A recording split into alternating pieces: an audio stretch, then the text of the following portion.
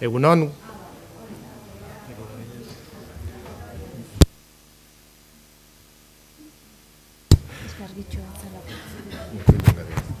Bai, egunon, orain hobeto? Entzuten da? Hola, hola. Ba, igual volumenak edo ez dakit.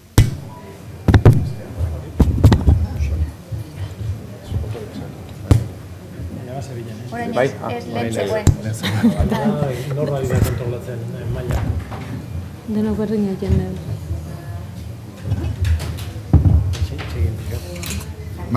Bai, orain hobeto? Entzuten duzue? Bale, ba. Saiatuko gea, hola, ozen hitz egiten ordun. Bueno, egunon esaten nuen, aurten berriz ere, bigarren aldiz, hemen gara, Usurbilen, gogoetaren espazio honetan esango dut, Udako Euskal Unibertsitatearekin eta jakinekin batera, antolatutako egitasmo honen xedea, hain zuzen ere horixe baita, gogoeta libre, gogoeta konprometitu, gogoeta eraldatzaileari tokia egitea, ezta? Beraz, gaur hortan ari gara hemen, hortan hasiko gara, eta nik uste pozik egoteko moduan garela, izan ere antolatu zaigun programak bete-betean egiten duelako bat xede horrekin.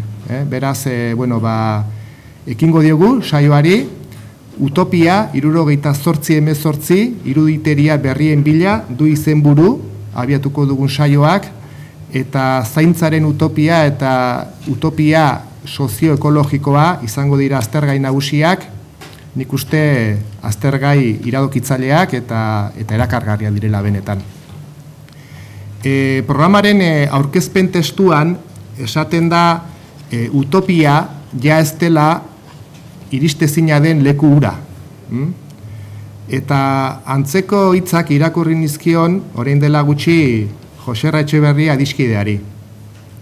Ezagutzen nauzueno pentsatuko duzue. Ari da orain ere Xabier, ura bere errotara ekartzen, eta bai, esan beharra daukat baietz, berariaz aipatu dela Jose Etxeberria, izan ere, iruditzen baizait, Joserra dela utopia eta praktika soziala personifikatzen duen pertsona.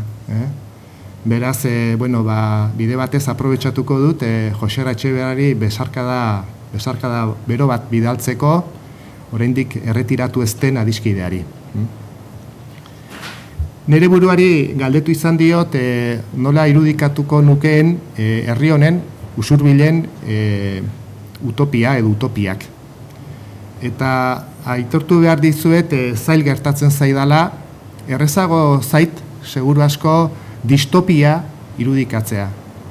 Eta herri honen distopia edo distopia bat behintzat irudikatu behar banu, etortzen zaidan irudia da Kebeltzaren irudia, Kebeltza.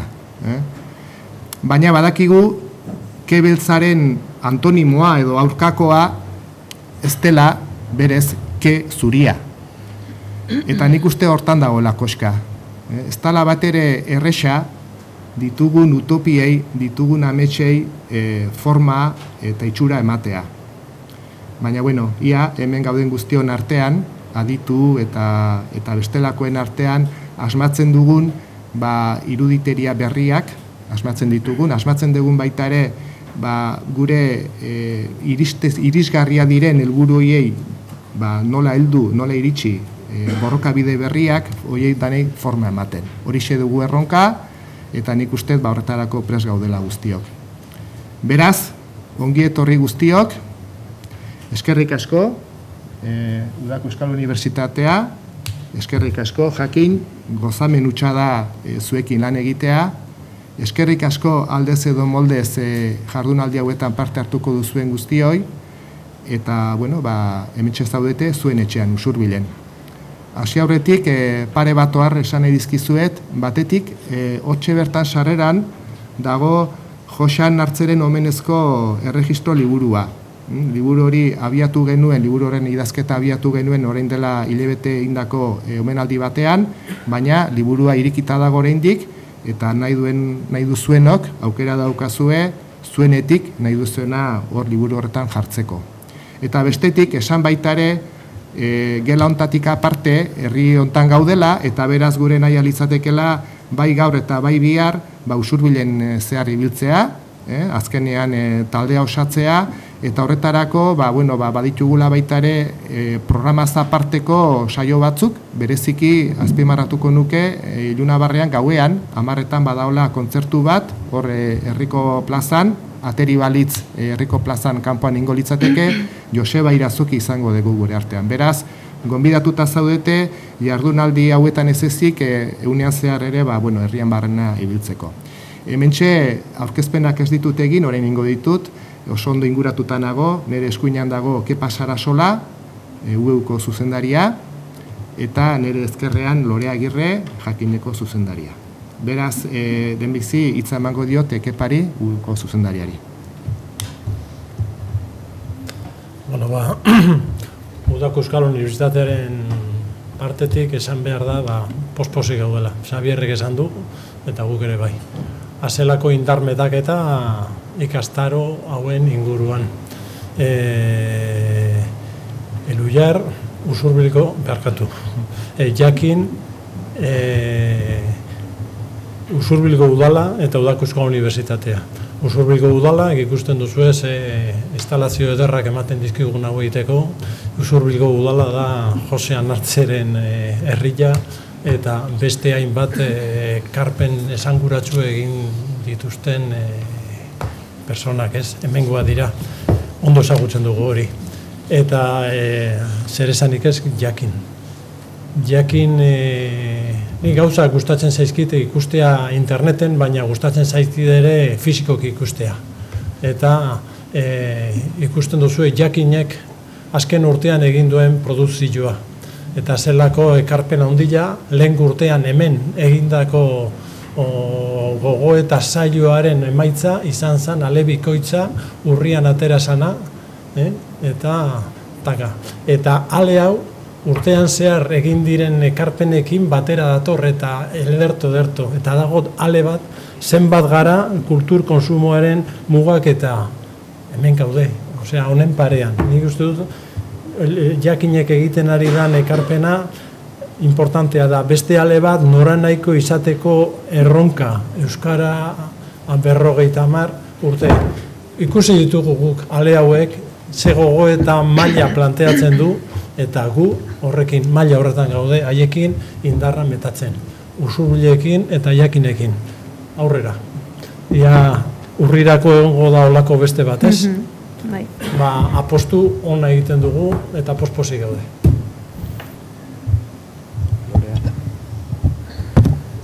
Eskerrik asko, Kepa. Jakin horiek agertzeagatik, gu batzutan lotxaz agertze ez ditugunak, zuke maira ekartzeagatik, eta etzion hitzartua, bere iniziatibaz egin du. Eta eskerrik asko, Xabier, beti da plazer bat, Usurbiliko udalarekin, Xabierrekin, Ainararekin, UEUko kide guztiekin, eta Jakineko lankidekin lan egitea.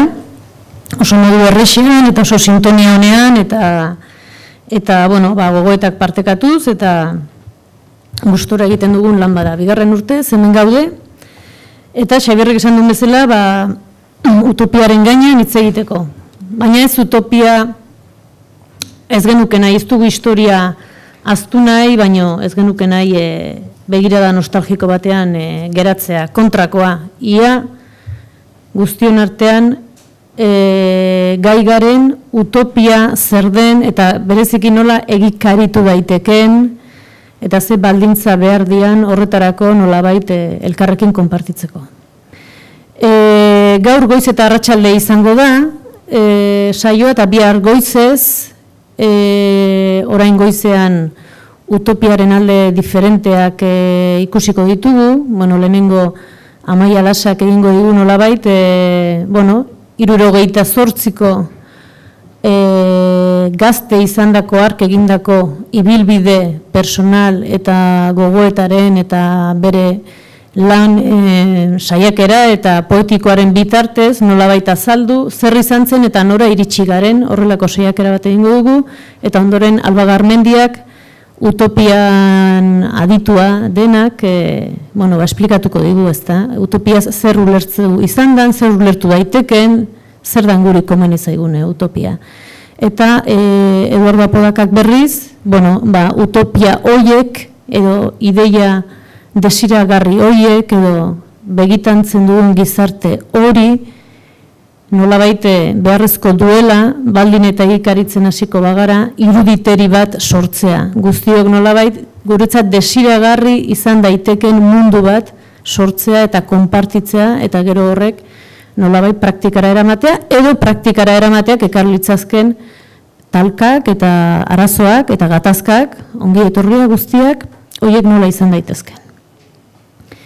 Eta arratsaldean helduko diogu bi utopiari, lehen Xabierrek esplikatu du, bi utopia ikastaro honetara, asko izan zitezken, beste modu batea esan da guk utopia ditzen dizkugun horiek asko izan zitezken, eta agian bakarra ere bai, ze guztiak harremanetan jarri daitezke, ezta. Gaur arratsaldean zaintzaren utopia hitz egingo dugu, edo nolabait zaintza, bizitza erdigunean jartzearen utopia horretaz. Azken aldian indar hartu duen ideia bat, eta segurazki iruditeri bat sortzen ari dena, eta guztion hitzetara, guztion ideietara nolabait sartzen ari dizek esplikatuko digu, eta bere ondotik zaintzarekin eta zaintza nolabait duintzearen hain zuzen esango nuke ustez Euskal Herrian egin den greba luzenaren protagonistetako batek, edo grebalari batek, ez da, Bizkaiko adineko zainketa etxeetako zaintzaileen grebarena, ez da. Orduan, ikusten duzuen bezala, gure asmoa da nolabait, naiz eta gaur egun dagoeneko nik uste dute kontzeptu hauek baztertu beharko ditugu, baina erabiliko ditut, azken aldiz, baina aditu eta aritu, nik uste dut gaur egun ezin dela bereizi, baina nolabait pentsamenduaren edo munduan dabiltzanak edo hitzaren aktivistak esango dugu eta ekintzaren aktivistak nolabait lotzeko, ez da? Zer esan dezakegu ideien planoan eta gero hori errealitatean ze borroketan gauzatu da eta zer gertatu da borroka horietan. Praktika horrek zer esaten digu, zer irakasten digu, hori da kontua. Nik uste dut gauza mamitsu asko egongo dela, nahi duenak apunteak hartu ditzazke, baina jakin ezazue anatzean Biki Pozo, adiskide eta gogaidea dagoela laburpen bisualak egiten. Alegia, azterketetarako prestatzen genituen txuleta eskema horiek, berak eginak emango dizkigu. Eta jakizue ingo dula berak hitzaldi bakoitzaren laburpen hori, eta ikastaro bukaeran, hurrengo egunetan korreoz jasiko duzuela, hori guztiek eskaneatuta, inoiz errepasatu edo nahi baduzue. Hasiko naiz ni pixka bat utopia 78-18 iruditeria berrien bila gaia zergatik eta nundik edo ze galderen arabera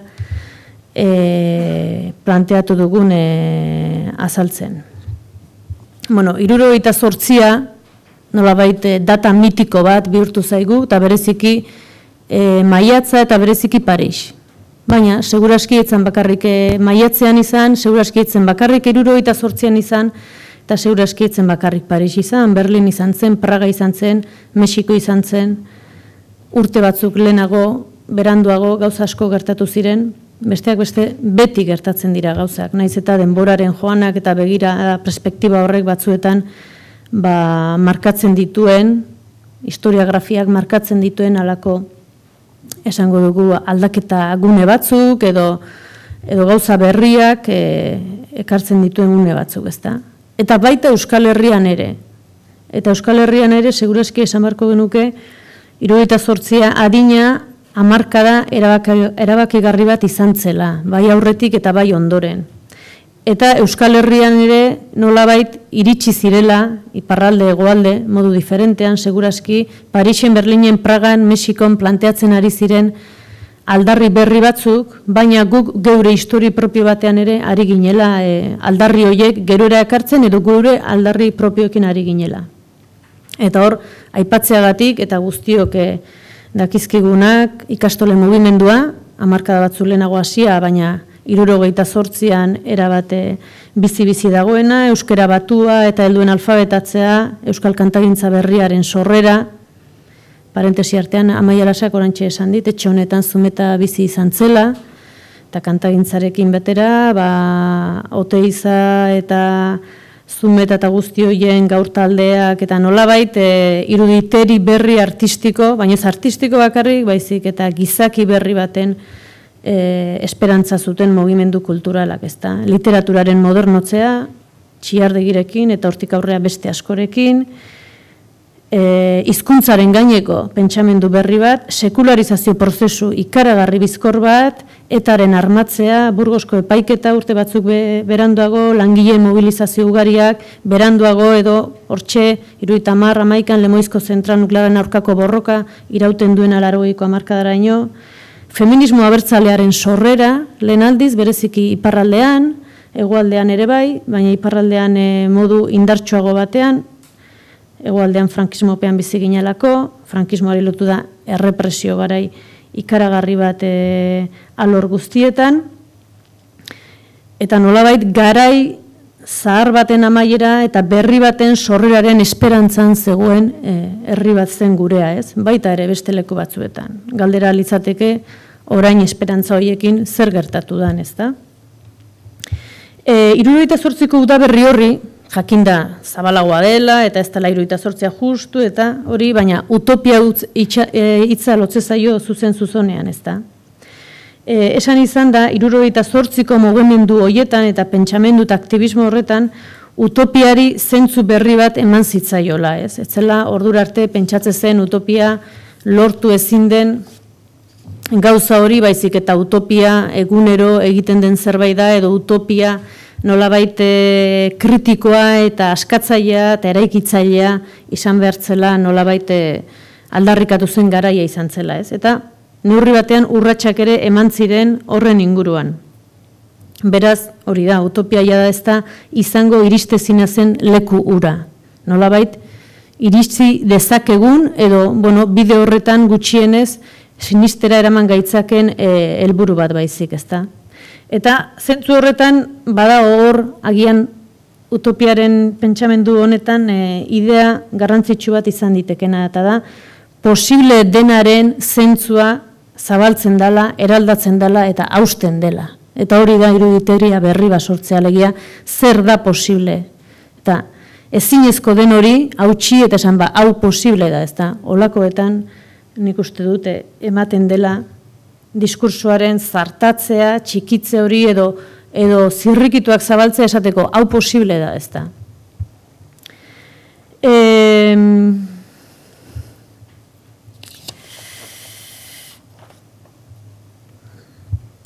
Utopia aipatuta, eta Xabierrek aipatu du distopia, beti eskutik joan dira, ezta, distopiak. Eta uste dute gaur egun utopiak, distopiak eta retrotopiak nolabait elkarrekin bizi ditugun kontuak direla, nolabait jartzen garenean pentsatzen zer eguneroko, zer biharko eta zer gizarte egin nahi dugun, ezta?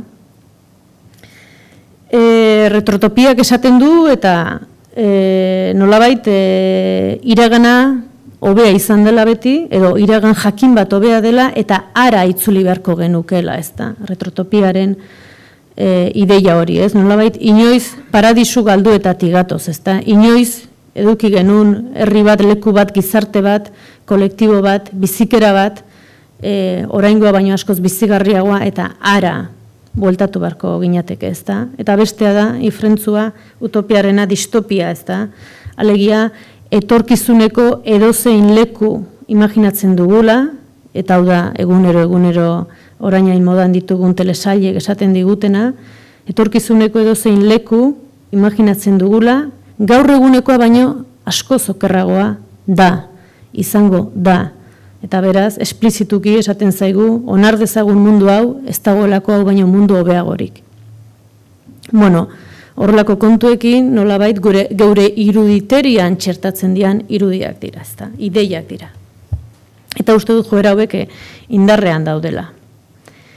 beste mundu posible bat ez dela posible, esaten digu distopiak, ez? Eta, hain zuzen, beste mundu bat posible dela, 78tik datorren leloa da, baina bereziki 80ko hamarkadan uste dut entzun genuela oso sarri. Siateleko mugimendu altermundistan ikaragarrizko jendetza sortzen denean, edo zapatismoaren borrokak, adibidez, nolabait ekartzen digunean beste mundu posible baten ideia, eta oso kontzeptu jakinak, eta praktika bat gainera, ezta? Eta segurazki mundu berri bat begitan zen hasteko lehen baldintza, edo baldintza importante bat da, esan duguna, eraldatzea posible dela pentsatzea. Diskurtsoa eta ekintza pitzatu daitezkela pentsatzea. Disrupzioak sartu daitezkela. Beste modu batez pentsatu dezakegula. Bai? Honek segurazki eskatzen du, imaginazio handia beste leku batean jarri, eta hitz batekin nolabait puskatzea. Eta hitz hori litzateke, nik uste dut azken 30 urteetan behin eta berriz entzun dugun hitz bat, eta da kontsentsua. Dena kontsentsuaz egin behar da. Dena kontsentsuatu behar da, ez da. Eta kontsentsuak ikusi dugu maiz betoa dela, ez da. Edo zentsura dela.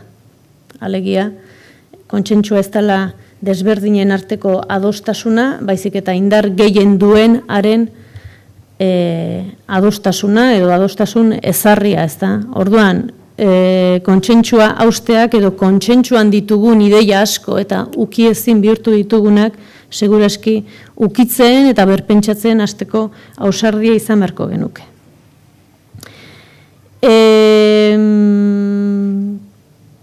Beste kontzeptu bat, hitza hartzearena, 78ko maiatzan, Parisen askotan aipatzen hori, hitza hartzea, gizarte zibilak hitza hartzea, kaleak hartzea. Eta hitzak hartuta, nolabait, hori ez, nolabait errepresentatu behartzena edo izan behartzena edo jakin behartzena edo esan behartzena hori hautsi eta beste zerbait esateko baliatzea. Beste ideia bat, 50 urte eta gero, ekidinezina segurazki, mundu globalizatu batean bizi garela. Eta hori baldintza determinatzaile bada, uste du neurri handi batean baietz.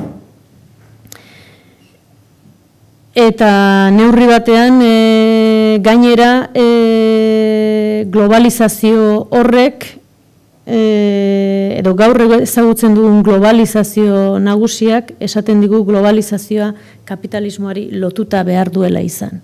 Ez dakit imaginatu dezakegun globalizazio bat kapitalismoari loturik egongo ez dena. Globalizatuko dena beste zerbait izango dena eta zain beste injustizia edo diruaren indarkeria edo eskubide eza edo miseria, gerra, krudeltasuna, pobretasuna, nola baite.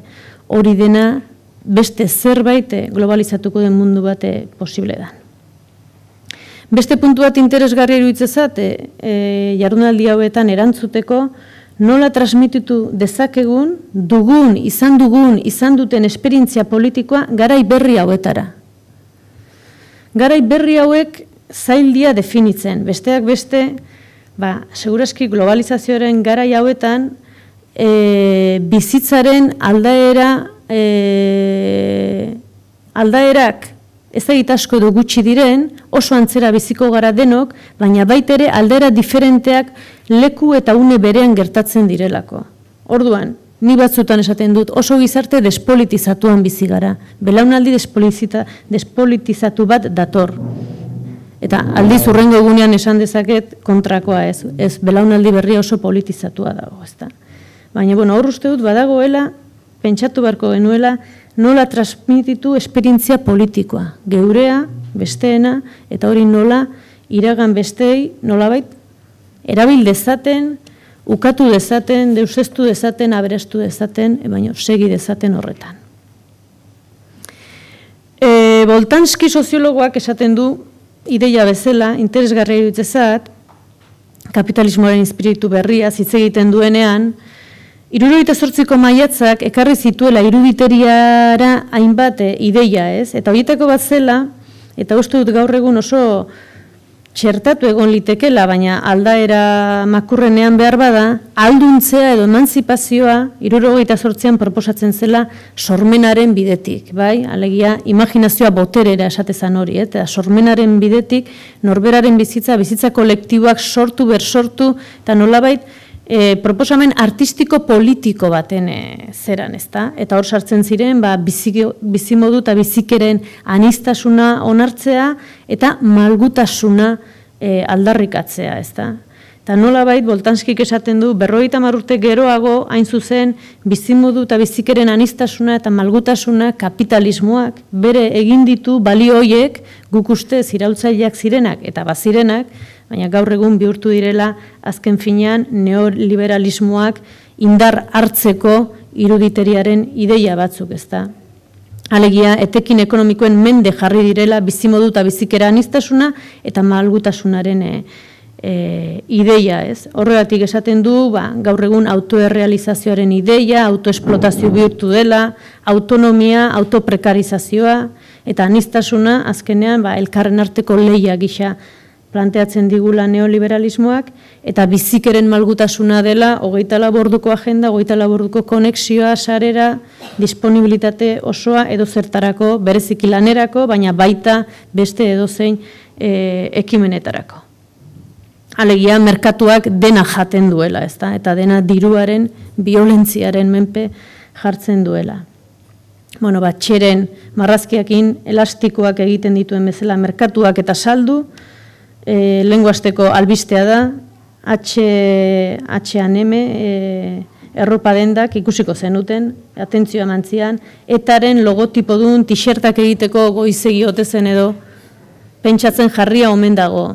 Gero zabaldu zen, fake bazela, gezurra zela, bueno, gaur egun gezurra edo feika ez da berria, hori beti existitu da, baina egia da gaur egun nolabait hartu duela gure artean mugitzeko eta gure errealitatearen irudia eraikitzeko ikaragarrizko indarra, ez? Postegiaren ideia hori eta alegia asmatutako albiste gertaera guztien horiek masiboki eta globalki zabaltzea, politika gisa, ondoren erabaki eta neurri politiko gero eta zorrotzago eta gero eta askatasun ukatzaileagoak indarrean jartzeko.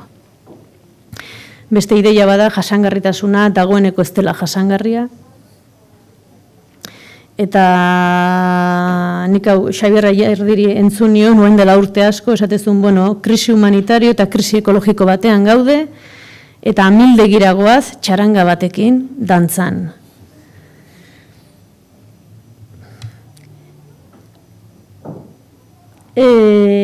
Marina Garcesek, filosofo kataluniarrak, azken aldian, olako bolkada bat eman dit, eta bere liburu guztiak irakurri ditut, eta, ideia interesgarriak botatzen ditu, naiz eta gauza guztiekin ez nagoen ados, baina aldarrikatzen du bizitzaren politizazio errotikakoa egin behar dela, alegia bizitzaren politizazio erradikala egin behar dugula. Eta hori, nolabait, bizitzaren politika radikalaren demokratizazioarekin duela zerikusia, eta hori gertutasunean hasten dela. Buruz buruko harreman horietan, ez da. Jacques Rancière filosofoak dio politika sortzen dela, alegia, geu politikan jartzen garela, politika egiten jartzen garela, nolabait, errepresentatzen edo errepresentatu arazten zaiguna izateari utzi eta esaten zaiguna egiteari uzten diogun unean, bai? Eta nolabait, eta errepikatzen dut ideia, baina da ez genuen eta zilegi ez zitzaigun ahots eta ekintza batez agertzeko gai garenean. Hori da. Imaginatzea beste ahots batekin da beste ekintza batekin zilegi dela agertzea, hori da politizatzea. Eta uste dut hori dela feminismoak egin duena, bere hainbat olatuetan, eta 78tik ona, 78a izan zen feminismoaren hainbat aldarriren lekua, askatasun sexualarena, eta hainbeste hoiena ez da. Eta neurri batean, 78arekin ere feminismoa nik uste dut lotuta doala. Euskal Herrian bai, eta beste leku batzuetan bai. Naiz eta orain irakurtzen diren, 78an feminismorik ez zegoela. Baina, bueno, esango nuke Simone de Beauvoirren argazki haiek Parisko manifetan zerbait esan zezaketela iruditeri mailan gutxienez. Eta feminismoak erakutsi digun lau ideia orokor eta oso aplikagarri bizitzaren eremu guztietan, ez? Eta aipatuko ditut eta honekin bukatuko dut, eta da bat gatazka aberastasuna dela. Gatazkan egonda ere elkarrekin pentsatu eta ekin daitekela eta egin behar dela. Adostasuna ez dela baldintza ezinbesteko bat, beti elkarrekin eta aurrera segitzeko. Kontua ez dela proiektu bakar bat, ez pentsamendu bakar bat, baizik eta amankomuneko leku bat eraikitzea. Aniztasuna diferentzien bilduma folklorizatuen eskaparate bat, baino zerbait gehiago dela, eta zerbait gehiago horretan aniztasuna eskubide eta justizia sozialeko kontua dela. Parte hartzea baino, edo parte hartzearekin batera, implikazioa dela garrantzitsua, eta adostasuna baino konplizitatea lantzea dela eraginkorragoa. Bueno, ideia hauek eta hauek sortu ditzazketen galderek, hau ez nik nituenak, ia aldez edo moldez guztion artean erantzun edo pentsatu edo gutxienez partekatzen ditugun. Eta beraz, ja ikastaroa bere horretan hasiko dugu, eta gure lehenengo hizlaria, Amaia Lasa. Bueno, eskerrik asko zuei.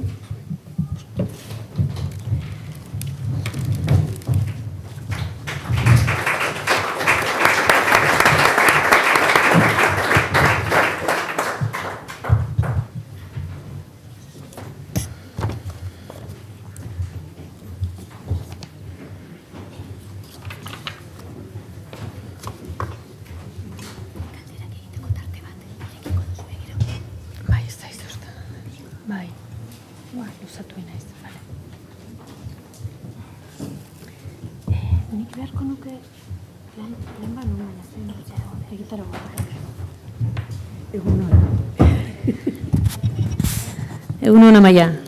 Egun hona. Oi, ama.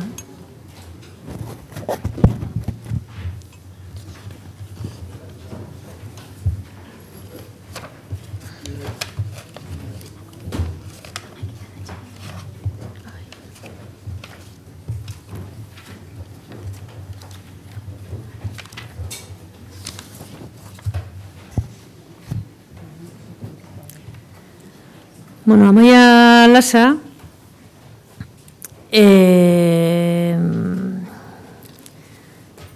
Getaiarra, 58an sortua, alegia 78an, 20 urte zituena, bereziki poeta bezala ezagutu dugu, baina beste ekimen eta aktivismo askotan ibili izan da.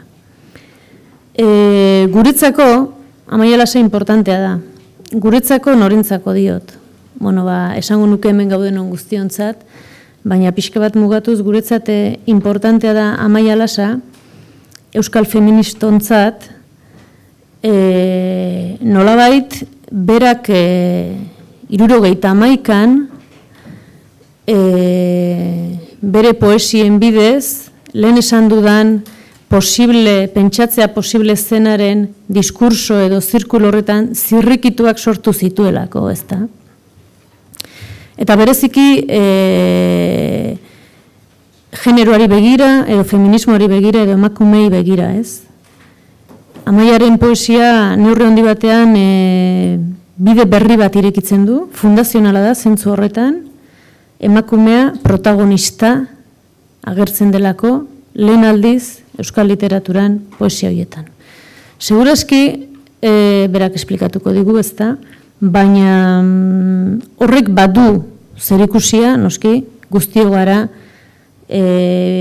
aldiro bizi dugun garaiaren seme alabak, ez da. Orduan badu, segurazki, horren ingurumaria horretan sortu izanaren arrazoien bat. Poema bat. Ene paradisuetan zuhaitz asko debekatuak daude. Paradisu guztietatik jaurtikia izan naiz. Ez naiz borrokalari bat. Borroka guztietan sartzen naiz. Infernu guztiak irabazirik. Hau da, 1979an argitaratu zuen poema bat, ezta? Eta horre ideia oso poli bat niretzako jartzen du, bat paradisuaren ideia, eta sarritan utopia paradisuarekin lotu izan da, baina segituan ukatzen du paradisutik irabazten dena infernuak direla, eta agian infernuak ere ez dira gauza txarrenak, baina esaten du enaiz borrokalari bat. Baina borroka guztietan sartzen naiz. Uste dut ideia hori importantea dela. Irakurriko dizkizuet,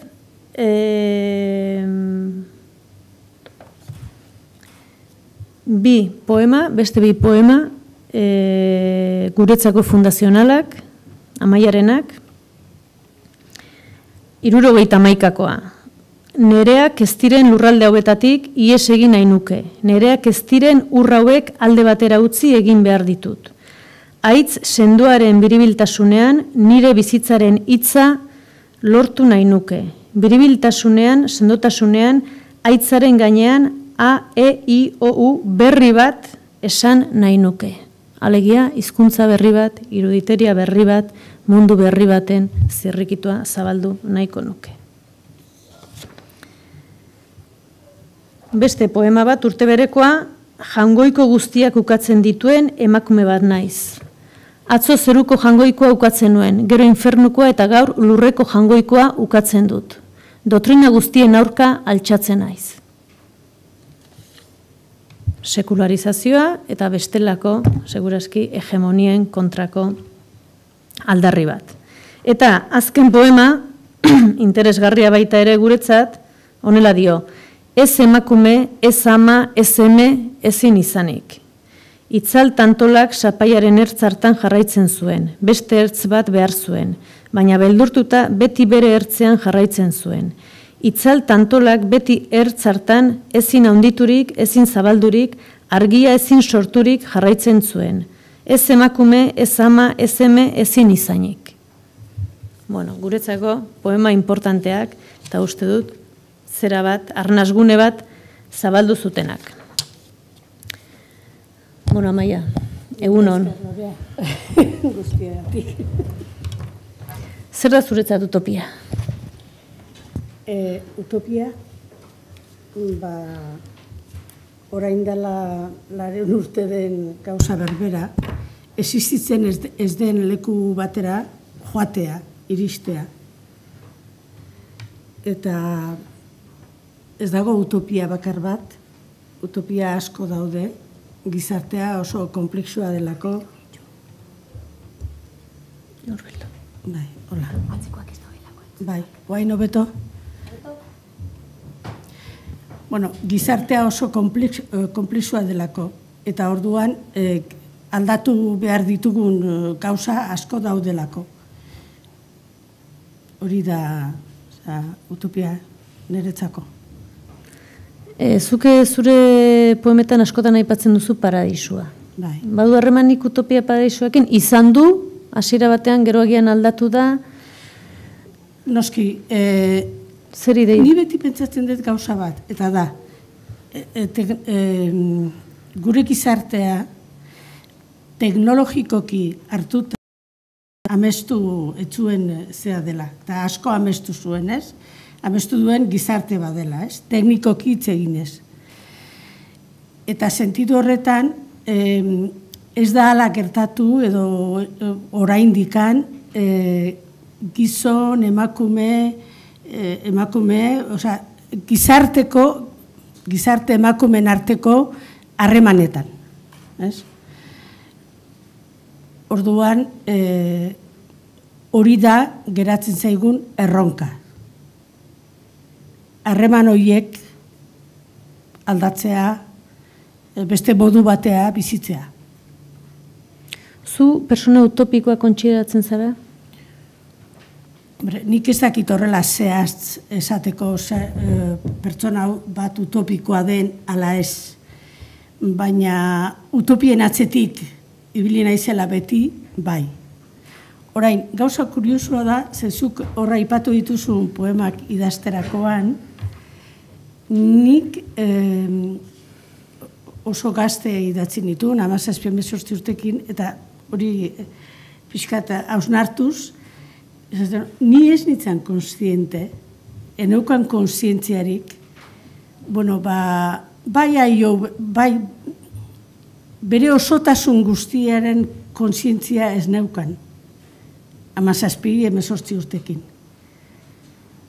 Baina nik pentsatzen dut, hori idazteko, barruan zerbait mugitzen ari zela o zerbait zegoela. Ze ingurune zenuen garai hartan? 78 baino lehen haurtzaroan erabetasun eta famili giro hori, niretzat oso importantea izan da, alde batetik euskeraren eta, bueno, gure lurraren aldekoak zirelako, denak gerratik zetozen, galdutako gerra batetik, eta baino ikaragarri miresten zen euskal kultura eta euskera eta, bueno, miretzi baino gehiago ere bai igual, ez? Hori oso garrantzitsua da. Eta gero hori izan da nolabait, eta etxean ere politikaz asko hitz egiten zen. Eta politika ulertu daiteke baita ere modu askotara, baina niretzat politika da nolabait denon artean guk nahi dugun gizartea sortzea. Hor utopia bat ere bai. Eske bestalde utopiaz beterik bizi gara o gaude. Eta gero gazteagotan, ja 18 urte, edo 17rekin, zeruko argiaren bueltan, eta... Bai, 77an izan zen, ez dakit nork esan da, ni zeruko argiara, bueno, Donostira etorri nintzen nik zehara, ikasketak egitera. Bai, magisteritza ikastera. Bai, eta batxilerra ere bai. Aurrena monjakin interna, eta kanporatean nintzenean, ba hori, disparate bat bezala. Alakoa zen errepresio, pertsonala, bueno, ni beti esaten dut guk bizitu dugula erlijio terrorista bat. Dena pekatua zen, zerbait egiten bazen un infernura joaten zinean, baina horrela, infernura. Baina ez guk paradisuetan aitatu ezakedan infernu bat, baizik eta hori, zua, inoiz itzaltzen etzena, eta oso grafikoa zen. Eta nik dena sinisten nuen. Inoiz samarra nintzen, edo jarraitzen dut izaten, edo orduan oso gogorra izan zen erlijio hori. Osa, ikuspegi hori, erlijioaren ikuspegi hori. Gero esautu ditut ni jendeak, teologia askatzailearen barruan eta bar, horrela bizitu ez dutenak. Baina nik ospa egin nuan 17 urtekin, erlijio horrek etzun bizitzen usten, terrorista zan, dena beldurraren bidez egin behar genuen. Hau pekatu, bestea pekatu, eta dan horrela. Eta zeruko argiako egitasmo hori, idazten hasten zara zeruko argian, beste orduko gazte idazle batzuekin taldean, ezta? Nik ez dakit nork eraman nindu, bueno, a ber, euskal kulturen munduan, esan behar da, magisterio kulturalki gauzasko egindia Euskal Herrian. Adibidez, momentu horretan, etzion magisterio ofizial bat. Baino jarri zen leku bat, espazio bat, non gu bizi ginenan magisterioko ikasleak, erderaz ikasten genuen normalean, normala izena zen, eskola normala, eta gero etortzen ziren guri alako klase berezi batzuek ematea bai euskara aldetikan, euskal kultura, euskal historia, eta abar. Eta noski, ni mundu horretan murgildutan nengoen eta bizitzen nintzen, eta oso... Mundu hori ikasketekin lotuta zegoen edo zerbait? Ikasketekin lotuta zegoen. Edo zerbait klandestinoa zen? Ez, irikia zen. Hor gure zaharren baloreetako bat, izan zen, gerra galdu, estatu kolpea galdu, eta bere alaxe, hasi zian ikastolen mundua sortzen. Berrogeita hamarrean edo horrela, Elbira Zipitria eta bedanak, hasi zian. Eta gu hildo hortan sartu ginen ere bai. Eta orduan, euskal kulturan murgilduta geunden. Eta horren bidez, ni Zeruko Argiara nintzen, Gazte naizen izeneko orrialde batean idazten genuen aurrena. Eta gero, herriak eta gizonak, Ricardo Arregik sortu zuen, eta deitu ninduen ara juteko. Deitu, leku batetik bestea. Eta gauza miresgarria da niretzako ere, esatea, Zeruko Argia, kaputxinoak ateratzen zuten astekari erligioso bat zan. Zabaldu eta orduan gazte batzuek konbidatu eta genden, han idaztea, eta, igual ez ginen jun, beak pentsatzen zuen lekutikan, baina guretzat importantea izan zen, eta euskararen ere bai. Eta, gure kulturaren ere bai. Eta hor dago argia. Esan lehike Zeruko Argiaren utopia badela. Eta nik ez nion jarriko argia hitza. Zeruko jarriko nion, baina ez zidaten galdetu.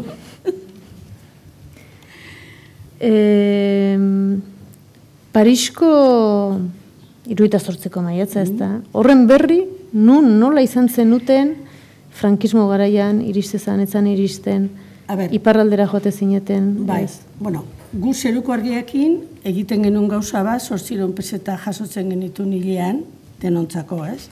Eta beti juten ginean iparraldea. Nik beti sentitu dut gure iparrarekin, hau da, Lapurtarrak eta oidanakin, zea hundia, lotura hundia.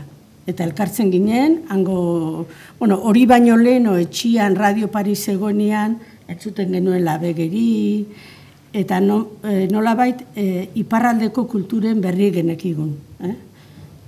Eta orduan, eta gero, Zeruko Argiarekin, hilero elkartzen ginean bertako idazleekin. Eta esan behar da, gero, pentsatzen, eta, garai hartan, Euskal Herrien, Euskal ikasleen joera, gazteen joera, Parise jutia zen. Eta ikasle pila bat zeuden, han, Parisen ikasten. Oteizak esaten zuen. Hau, umen erderaz esaten zuen. Este es un país de niños. Todos están estudiando. Hola esaten zuen. Eta baino juntzian, eta, ni ez nintzen, Parisa ju nahi nun, baina Anaia Mikel Suitzan zegoen. Orduan, beak esan zidan, Paris gogorra izango zela, bakarrik egoteko eta juteko Friburgora, horrela junitzen. Baina, esan behar da hori, Euskal ikasle pila bat zegoela Parisen. Eta enteratu, harreman handia egon da beti. Eta gaina Paris guretzako zen, ez dut pentsatzen gauza bera denik iparraldeko jendearen txat. Haientzat, guretzat Madrid den bezala izango da. Baina guretzat Parisan, dana, paradisu pusketa bat. Eta eragin izan zituzten Paristik edo Berlinetik edo zetozen albiste horiek nola baite? Ni neu pertsonalki esan behar dut, bigarren anaia, Xabier nik dena mutila ditut anaiak, aizpik ez daukat, baina ura Frantzia, azteko aita ama esilatu zian Frantzira. Gero anaiak han ikasten zuen.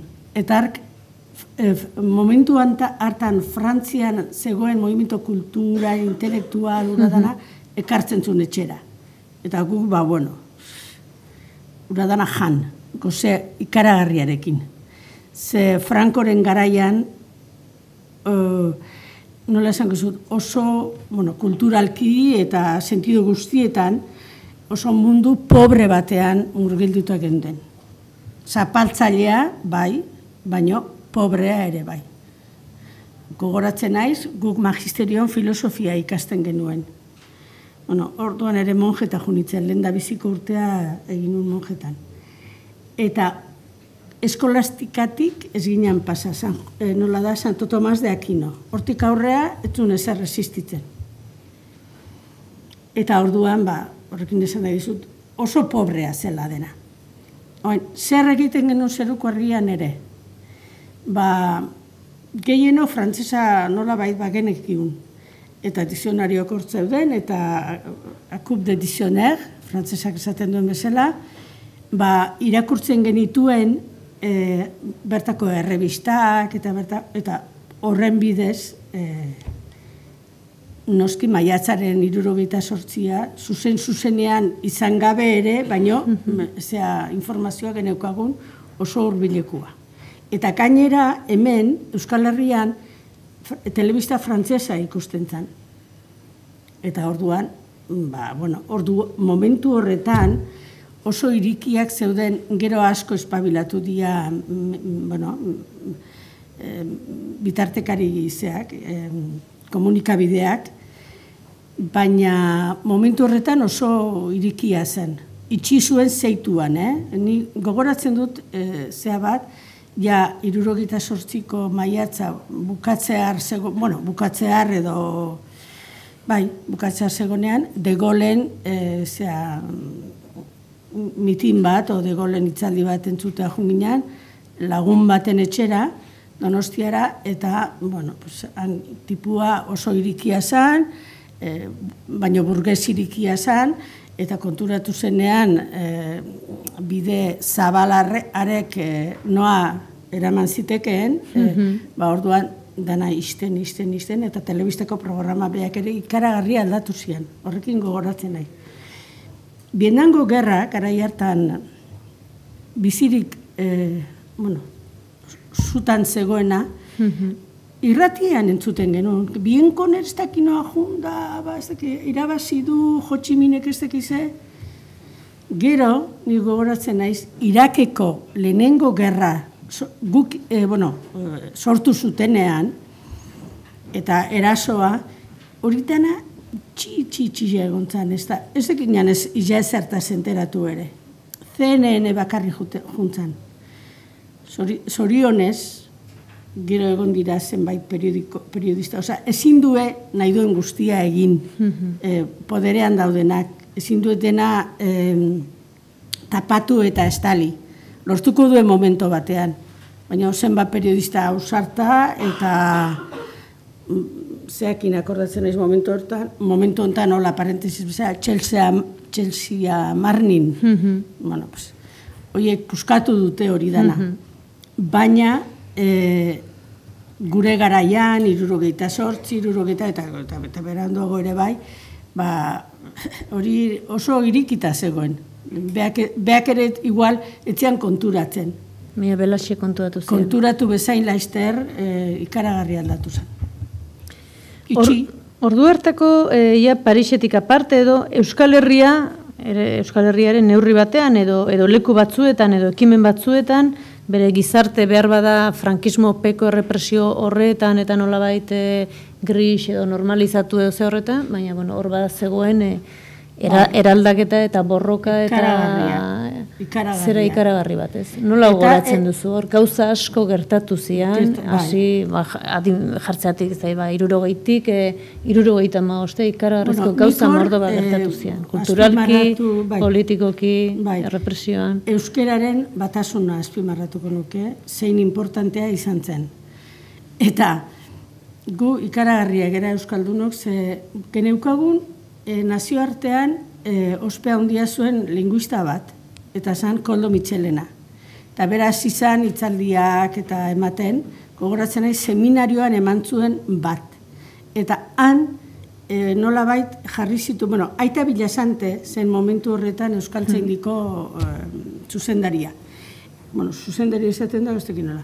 Bueno, eta arkem zantzion Koldo Mitxelenari, eta baita ere beste jesuita Altunak ere miresten zuen, bazakien zeintzen Mitxelena, eta ari enkargua eman zioten, euskararen batasuna beharrezkoa da, eta hori izan zen erronka importante bat, eta lortu dugun utopia bat zen. Nik gero Mitxelenari entzunion esaten batasuna egina zegoela.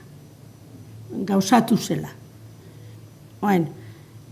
Kontrako jende pilo bat. Inorketzakian ezer beti kritikatzen. Eta gero gure H. Santori, nik ez dakit zuek, baina H letra bihurtu zen progresismoaren ikur. Eta Mitxelenak esplikatzen zuen, berak hartzen, beha beti esaten zuen, Bilbo euskalduna izan balitz, Bilboko hizkuntza hartuko genuke. Hizkuntza modernoa, euskera modernoa izango zelako. Baina ez dago, eta orduan, hartu zuen lapurtera pusketa bat, pusketa nik esaten ez, baina, oinarritu zen lapurtera literarioan, Gipuzkoerare oso importantea zan, gero bizkaitarrak esaten dute, eta guria ez du hartu, baina ez da galdu bizkaitarra, zorionez. Gauza bada gaina euskara batua, eta bestia dira euskalkiak ere bai, ez? Hortan, seminarioan emantzun itzaldi bat, niretzat maizu, gaina bizia zen, oso bizia. Eta esan zuen, baina zuek, tangen den irakasle, idazle, daukazue azkenengo hitza. Porque azken finean, hiztunak, erabiltzen duenak, egiten du hizkuntza. Hori gogoratzen dut, batuaren garrantzi bezala, ez? Gero ikastolen mugimendua, horrek murgildu ginduen euskal kulturan, oso zenbat, gure historia, geografia, orain, gobernu espainolak eta ben aldaketa egiten dituztenian hezkuntza mailan, bildur ikaragarria eukitzen du, guk ideologizatuko ote degun hezkuntza, ez? Eta beak baino gehiago, inork ez.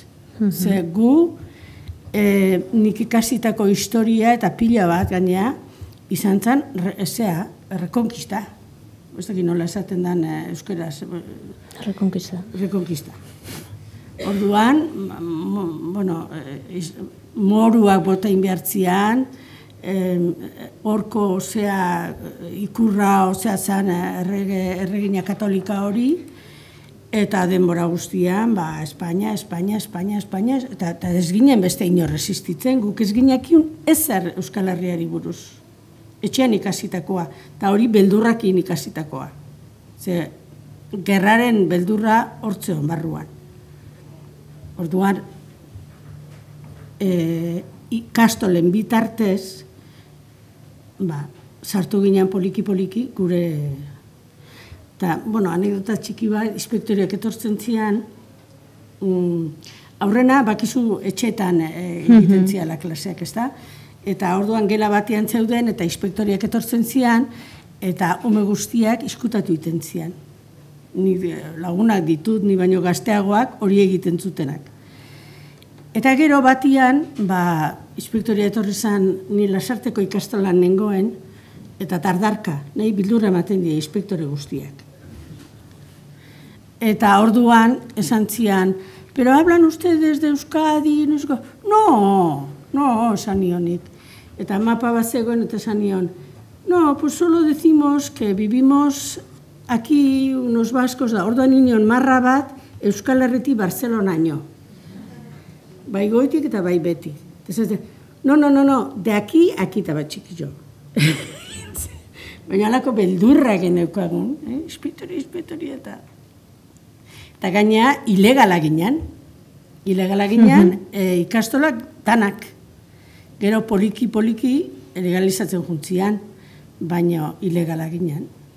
ez geunden Frankoren legen barruan. Zorionez.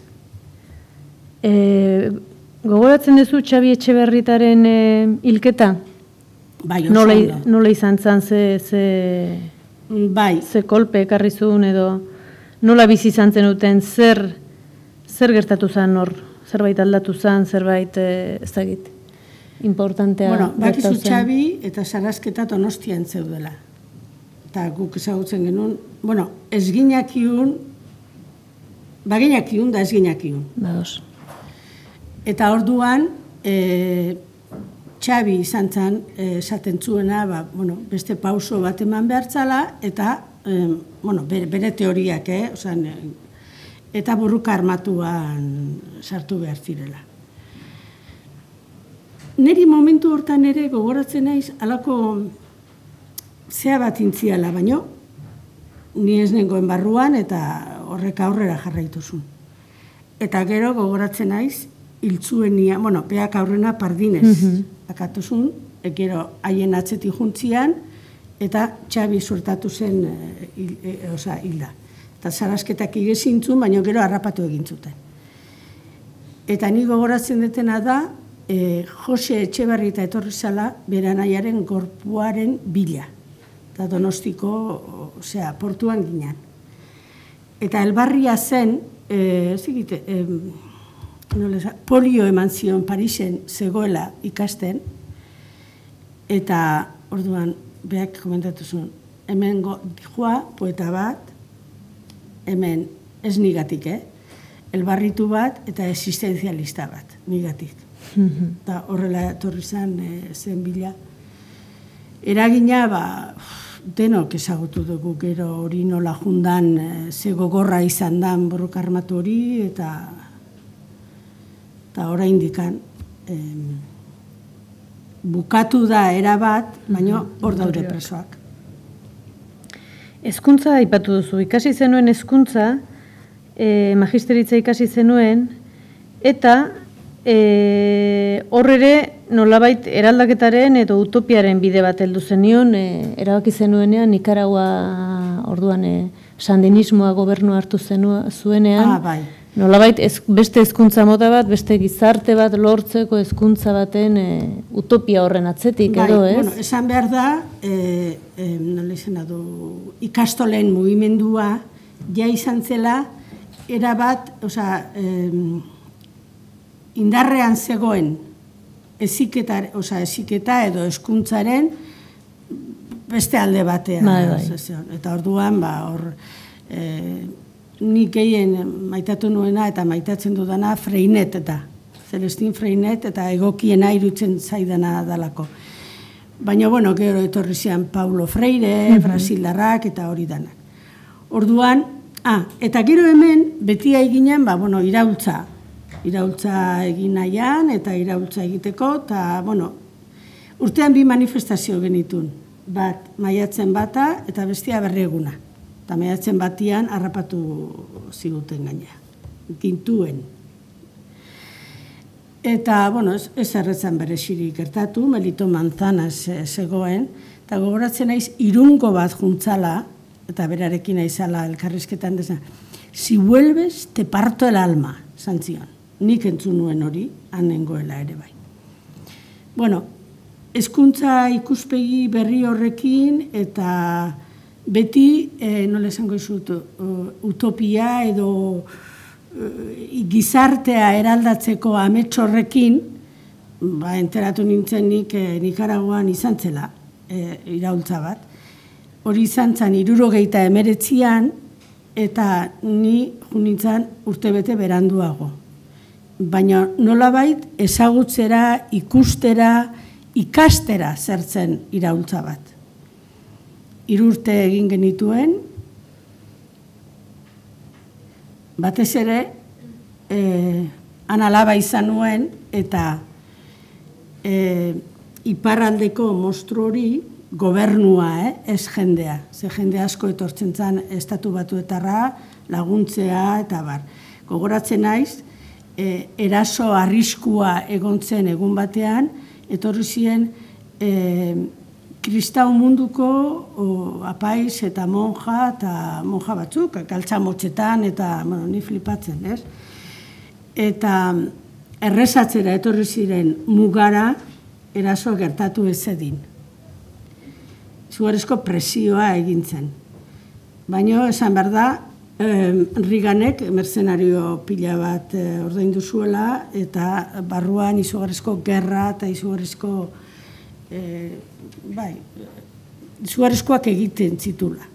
Adibidez, iparraldeko mugan, Honduresekin zegoen mugan, baserritarrak bertako nekazariak hartu eta akatu. Eta orduan, niretzat beti esango dut, oso garrantzitsua izan zela iraultza hori ezagutzea. Ze, iraultza bera utopia balin bada, beste iraultza bat sortzen da. Eta da, gizartea sakonki eraldatzearena. Gauzatzea iraultzaren printzipioak edo. Eta ni beti esatetet, bihotzez eskertzen dietela Nikaraguako jendeari, beak egin zuten burruka, beak izan zituzten ben eriotzak, hori ezagutzeko posibilitatea emateagatik. Niretzat privilegio bat izan zen. Eta beti detaile bat gogoratzen dut, eta da, nazioarte mailan ezagutzen genitu nazioarte mailan, baina ikusi, iritsi Nikaraguara, eta ikusi podere hartuta gero, alako borruka egin da gero, Carterri deitu behar esan ziren, Carterren azken egunak zian, haizu guk zorra patuko dugu, kanpoko zorra patuko dugu. Bestela, segituan zuen erasoa. Naizta Carter demagur Reagan baino biunago izan. Ez dugu izango bia hotxarragoa baino, biunago zan. Eta ni txundituta gelditu nintzen, nun dago independentzia, hau herri independiente bada, eta kontuak eman behar dizko goikoari. Iparrekoari esan nahi de. Iparreko gobernuari. Eta antze ikasi zenun, eta zer egin zenun? Nik klaseak eman nituen. Ezautu nun monja oso jator bat, iraultzan parte bizi-bizi hartuzuna, eta gainera, esaten zuen, etorri zen estatu batuetako apaiz bat, eta esaten zuen, Eliza persegitua zegoela Nikaraguan. Eta gezur galanta. Ni monja horrekin junitzen, Bresnes, hezkuntza ministroak deitu zion monjari, eta monjak esan zian lagundu iazu, lagundu bererekin junitzen, eta esan zion, hermanita, madre, pedir lo que quieran.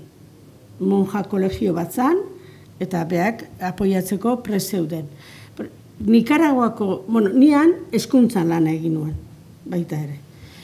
Eta Nikaraguako ezaugarrietako bat niretzako, da gobernuan bai marxistak eta bai kristau zeatikan zetozenak. Teologia askatzailetik zetozenak. Eta bat egin ziren, eta etzion inungo kontra esanikan. Hori niretzako oso aberatza izan zen, importantea. Iraultza bizi izan zenuela, sentitu zenuenan? Edo ideia batekin joan zinean da gero? Ez, nik iraultza zertzan ez nakian. Ideia, justizia soziala, eta berdintasuna, eta horretan buru belarri saiatu ziren. Baina pila bat, esaten zuen momentu hartan ere, iraultza bat benetakoa balin bada, erasotua izango da. Erki erasotua esan gainea. Eleiza ofizialak, estatu batuetako gobernuak, eta denak. Orduan, hortzegon arazo ikaragarria zan, Nikaraguak lortu zezakean aberastasuna urtean zehar, bere rekursoiek, ekonomikoak ere, jarri behar zuen defenditzeko inbertetu behar zuen diru hori.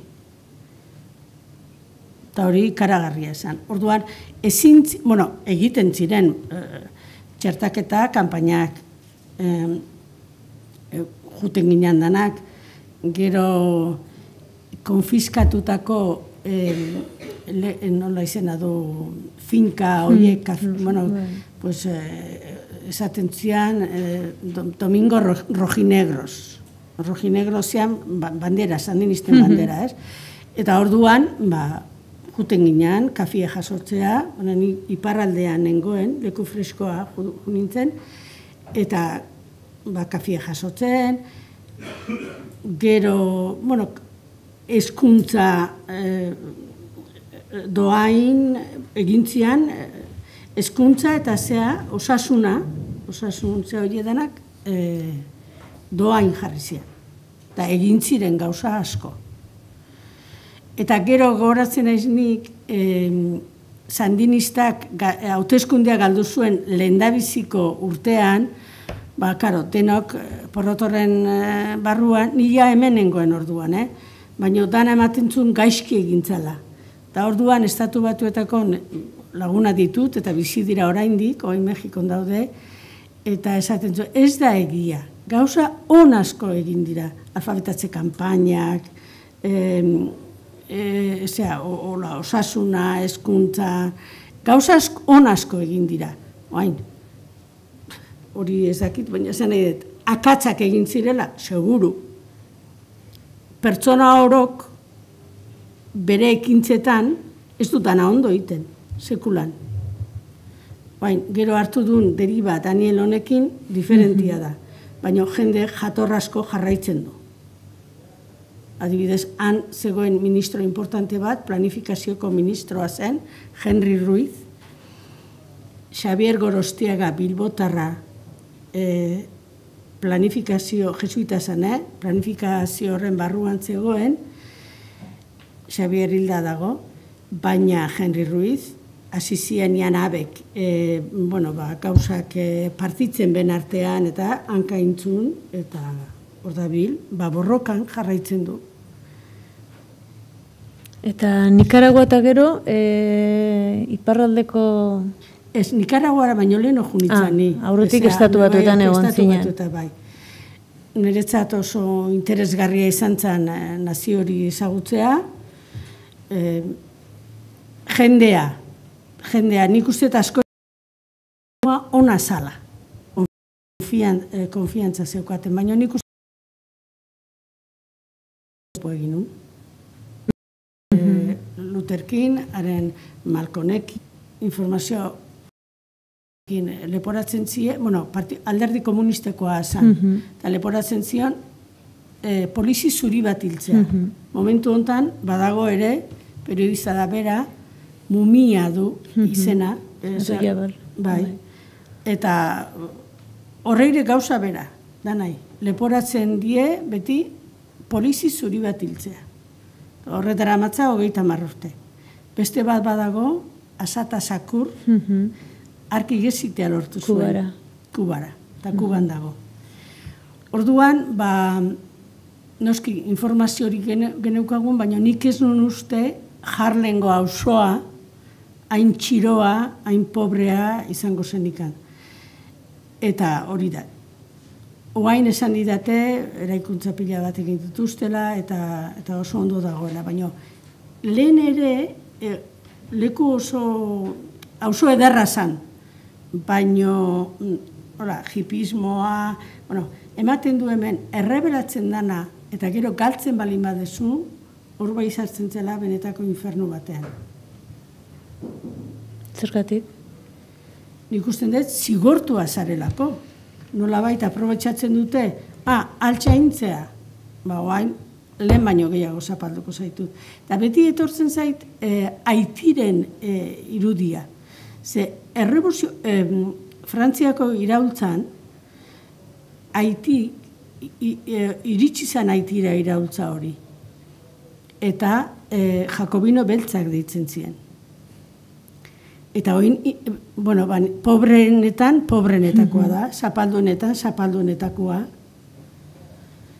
Naizta, hor, Beltran Aristide gogoratuko duzuen, Labalaz partidua sortu zuen, baina hau jesuita zan. Eta bere herriko militarrak bea erasotu zuenean, laguntza eskatzea Estatu Batuko gobernuari. Bueno, ikasiko zuen. Zoritxarrez. Gerora Euskal Herria etorri eta irakaskuntzan jardun dezu? Bai. Urte askoan, hori izan da zure lanbidea eta zure bokazioa seguraski. Beti esaten da, saldi egina da, edo errepikatzen da, edo hezkuntzatik hasten dela eraldaketa, edo hasi beharko lukeela. Hori zer da, ideia huts bat, gero praktikara eramaten zaila dauden egiturekin, edo ez, edo bai, zer uste duzu? Nik usten dut egia dela, hezkuntza oso importantea dela, baina ez ezarritako hezkuntza, baizik eta gaur esango genuke hezkuntza alternatiboa, beste baloreak eskaintzen dituen hizkuntza. Ez da nahikoa, oain etortzea, frankismoko eskoletara, unibertsitatera joatea, ideia haiek ikasi eta horrekin ez dezu ezer hausten, ez dezu ezer berririk egiten, bakarrikan kontserbatu dagoen guztia. Orduan, beste baloreak eskaintzen dituen hezkuntza bai. Eta hori ikastolak egin zuten. Eta gaur egun ezarritako hezkuntza baten gaudela konsideratzen duzu? Osa, beste balio batzuk eman barko lituzkela, eta hori alabalitz, hori barrutik egiten da, edo kanpotik egiten da, nondik egiten da? Nik uste dut kanpotik eta barrutik. Eta, gu egia da, irakatzi behar dituzula materia konkreto batzuk, ez? Bueno, matematika, matematikak ideologiari badaukan, bueno, hola utziko dugu. Historiak eta hori bai, eta nola bait, hori ni behintzat irakasle izanik, eta bestekin batea, saiatu gera beste modu bateko bizitza eta arauak erakusten.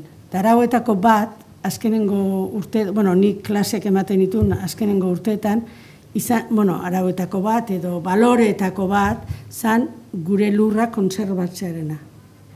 Eta hortzen Agenda 21 izeneko programa bat, eta hor irakasten genien nolabait zehatzen. Klasifikatzen eta adierazten zakarrak altxorra izan zitekela. Eta hori. Orduan, pentsatzen dut, aldatzeke gauza, aldatu behar direla gauza asko, baino aldatzen direla ere, batez ere gure eskoletan. Ez da ahaztu behar ikastolen eragina hor. Eta nik jubilatu nintzenean, pentsatu gauza bat etorretzea burura, ez? Guk lehenengo mailan pixkat denetik irakasten genuen, ez? Gero pixkat zehatu da hori, musikakoak musika eman, pixkat zehatu da. Zabaldu da, o espezializatu da, ez? Orduan ni beti halako grina eukidet idazteko eta irakurtzeko, eta pentsatzen nuen zergaitik etzegoen horrelako espezialidade bat. Ikasiko nula hori, egon balitz. Zuri asko gustatzen zaizuna, transmititzen dezu beste modu batea.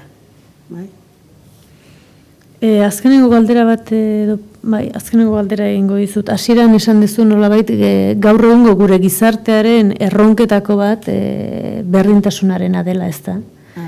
Emakume, zatezuta gizona, bai. Zu feminismoa nola deskubritzen duzu, eta ze bide egin duela uste duzu emakumeen egoerak, edo feminismoaren borroka nola izan dan, nola izan beharko lukeen?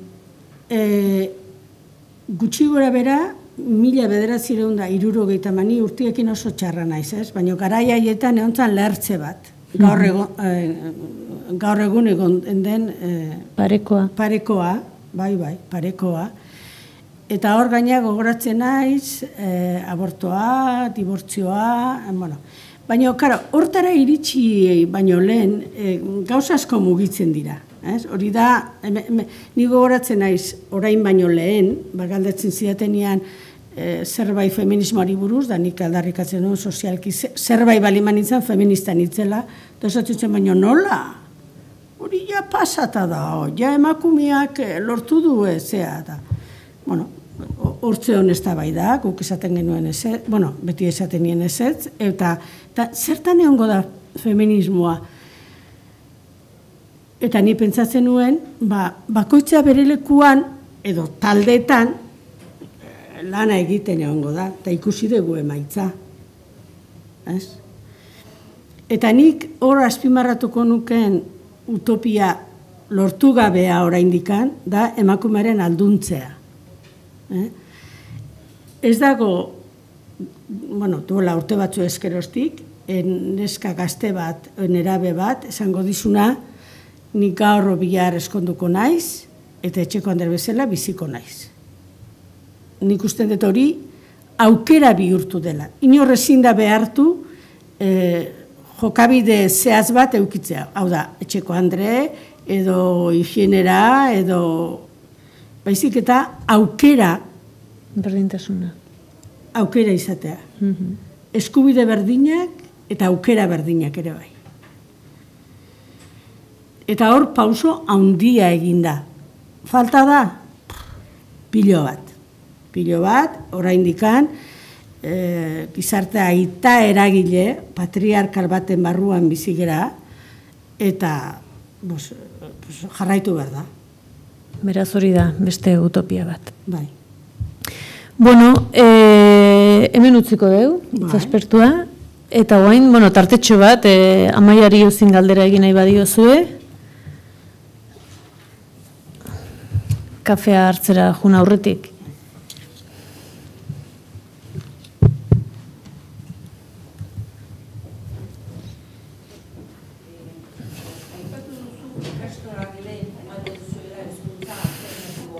Bueno, alternatibo hitza nolabait esateko. Bai, bestelako bat. Bai. Bai, alege ikastolak lehen ematen zuela bideratu edo hezkuntza alternatiboa. Bai. Hezkuntza alternatiboa. Beste baloreak zituen hezkuntza bat. Bai, eta hori lehengo kontua da? Ez dut uste. Ez dut uste. Ze ikastolen mundu horre jarritako oinarriak indarrean daude. Baina, esan behar da, gobernu espainola haren menpean gaude, edo gobernu frantsesa, saiatzen dela momentuero oztopatzen, Momentuero. Eta oztopoitako bat izaten da, burokrazian sartu arazten gaitue. Eta beti papera betetzen nahi geha. Edo, ez dakit, azterketak egin beharrean, lanpostua ez galtzeko eta horrelako gauzetan. Baina nik ezagutu deten eta ezagutzen deten irakaslegoa, badoa hildo hortatik, zerbait berria egin nahian, badoa. Nere ikuspegitik,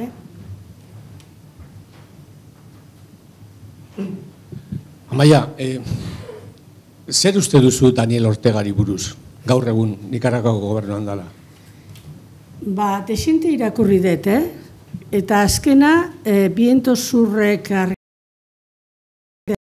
bat irakurri dut, eta sentidu horretan. Osea, traizionatu inditu iraultzaren astapenak. Eta pentsatzen dut horrela dela. Indian fallo ikaragarriak nola den adibidez sexu esaten omen da, nik bazpane, Daniel Ortega Rosario Murillon alabarekiko egindako sexu gehiagikeriak, gero piñata deitzen zioen, hau da, sandinismoak ikusi zuenean galtzen zijoala, opariak egin zioen elkarri. Batek hartu zuen etxe bat, bestiak lur bat, esateko modu bat, ez? Eta horrela, eta esaten zuan, komentarista horrek esaten zuen, eta hori ez du estatu batuak egin. Hori, era hontako, sandinistak ez, era hortako pertsonak egin dute. Eta hori pentsatzen dut, Daniel Ortegak zehatu egin dula, traitu egin dula. Esan behar da ere, iraultza baino leno, 3 tendentzi zeudela, elkartu zirela iraultza egiteko. Terceristas, proletarios da maoistas. Eta Ortega eta horiek ziren terceristas, eta azkena sartu zianak izan zian. Ez dakit, hori niretzat beti deigarria izan da.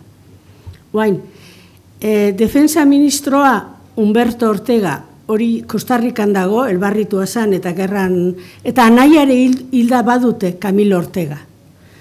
Oain, Daniel Ortega beak, begira, ni han bizitu nintzen garaian, etzairik handienetako bat zen, Obandoi Bravo, elizo ofizialaren burua, eta Daniel Ortega eta Rosario Murillo eta danak elkartu egin zen, berarekin. Horrena elizarekin, eta gero, desilusio bat. Baina, esan behar da, dagoela mugimendu bat, izena duna, Movimiento por la Renovación del Sandinismo, MRS. Hoiek hor daudela, denbora guztian, egiten. Eta hori tartean, dago Monika Baltodano, uste dut hemen ibilidala eta zea egin diotela, elkarrizketa interesgarria egin zioten, Sergio Ramírez ere bai, naiz hau sandinista ez izan, interesgarria da, eta horrela. Daniel Ortega buruz hori, zoritxarrez.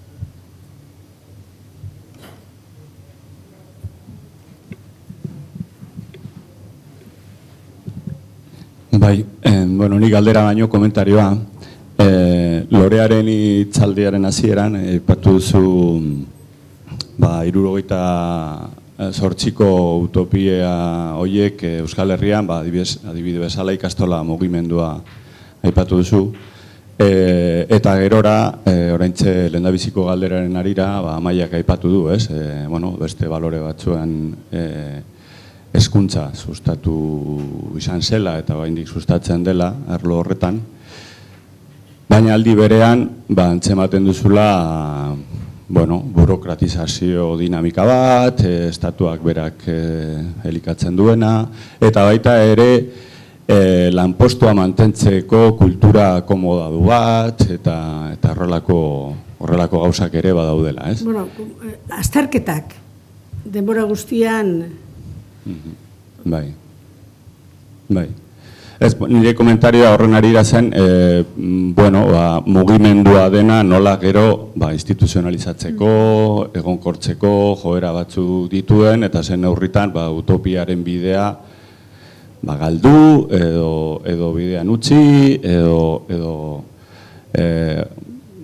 gai horren arira agertu zaigula beste elementu interesgarri bat utopiak pentsatzeko, ez? Utopia bezala abiatzen diren mugimenduak askotan gerora beraien bilakaeran beste hainbat elementu sortzen dira utopiaren bilaketa hori moteltzen dutenak edo bidean galtzen dituenak, ez? Eta, inkluso Daniel Ortegaren inguruko zera hori horrela irakurleike ere, ez? Komentarioa besterik ez, beste norbaitia zirikatzen dudan. Ez egizu, ni bakarrik beste komentario batekin, nola bait utopiak gauzatu egin behar dira. Bestela horri biliko ginateke bueltaka eta bueltaka. Baina gauzatzen diran neurrian besteak sortzen dira, berriak sortzen dira.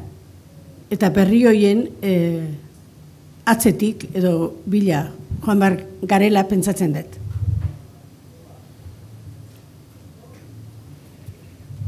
Hor, Anatole Franzen, utopiari buruz esaldi oso politek esan dira, eta, bueno, Anatole Franzek esaten du, 20. gizaldeko frantzes idazle batek, utopia sistema bat sortu edo sortu behar dela, bai. Eta orduan, utopia oinarri bezala hartu etorkizuna eraikitzeko. Baina eraikita daukasunean hori jani gehitzen dut. Eraikita daukasunean beste bat sortuko da. Adibidez, sandinistek iraultza egin zutenean utopia bat lortu zuten. Baina gero gelditzen dira eraldatzeko, gizarte hori eraldatzeko hainbat eta hainbat utopia. Bueno, ni zerbait esatetik, uste dut, puntu hori interesante dela. Mugimendu bezala sortzen den zerbait, erakundetzen danean zer gertatzen den, ez? Beldin eozein mailatako eta eozein eremutako lekuetan, ez da? Nola azkenean egiturak, edo egiturek, edo sistemak, edo nolabait duen kapazitatea gauzak bere neurrira ekartzekoa, edo begirada sistemikoak batzutan aipatzen duen metafora hori, ez? Sistemikoa da eta pieza bat eraldatzen duzu, baina sistema daka gaitasuna krakakra egiteko eta zerbait aldatuta berriro funtzionamentu berean egoteko. Uste hori interesgarria dela pentsatzea zer gertatzen zaigun, ez da? Eta ikastolenekin, nik ideatxo bat zen ikastolako umea naiz, eta nik eukinun hezkuntza, eta nire semeak eukiduna, nire askoz askatzaia gozola dudarik ez dauket. Askoz arau gutxiago, askoz libreagoa, askoz konparazioik ez dago proiektu berean. Nik ustete gauza batzuk aldatu diala edo. Bueno, hor dago ez, nola mantentzen dan hori. Nola remantzen gean, erakundetzen gean aldiro. Ez geha erakundetu behar, zenbat erakundetu, nola mantendu, nola oreka horiek, baina pentsatzete horrengo hitzaldietan eta aipatuko dala puntu hori. Orain kafe ordua da, eta behian tabernan ez da, tabernan daukagu guretzako preste. Txela bat.